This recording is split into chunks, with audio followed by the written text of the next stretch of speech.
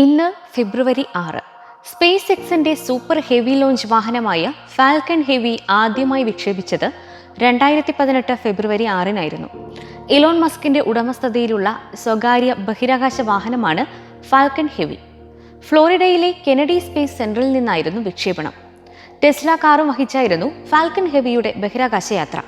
പുനരുപയോഗത്തിന് സാധിക്കുന്ന 3 ഭാഗങ്ങൾ റോക്കറ്റിലുണ്ടായിരുന്നു.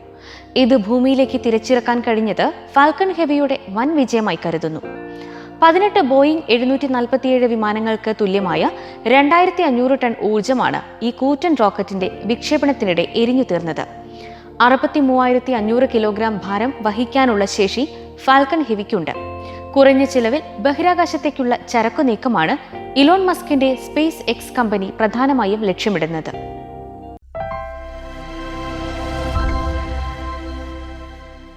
Jack Kilby തന്റെ കണ്ടെത്തലായ മൈക്രോചിപ്പിന് പേറ്റന്റ് ലഭിക്കുന്നതിനുള്ള അപേക്ഷ സമർപ്പിച്ചത് 1959 ഫെബ്രുവരി 6 ഇന്റഗ്രേറ്റഡ് സർക്യൂട്ട് എന്നുകൂടി വിളിക്കപ്പെടുന്ന മൈക്രോചിപ്പ് ഇലക്ട്രോണിക് യുഗത്തിന്റെ പ്രധാന നേട്ടങ്ങളിലൊന്നാണ്.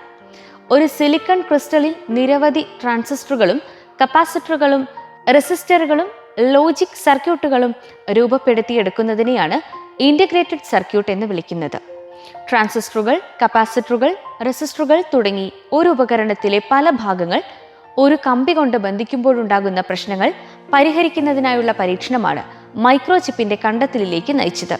ടെക്സസ് ഇൻസ്ട്രുമെന്റ്സിലെ ഇലക്ട്രിക്കൽ എഞ്ചിനീയർ ആയിരുന്ന ജാക്ക് എസ് കിൽബിക്ക് ഈ കണ്ടെത്തലിന് 2000 നൊബേൽ സമ്മാനം ലഭിച്ചു.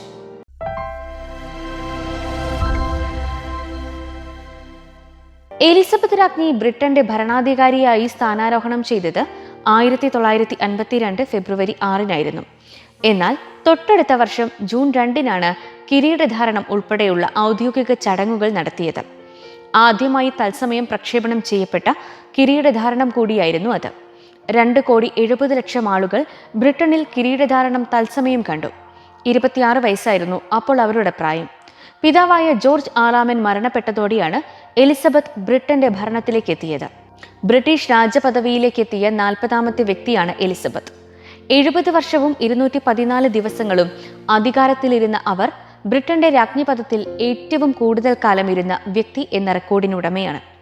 ലോകത്ത് രാജവാഴ്ചയിൽ കൂടുതൽ കാലം അധികാരത്തിലിരുന്ന 2ാമത്തെ വ്യക്തി എന്ന നേട്ടവും രാജ്ഞിയുടെ പേരിലാണ്.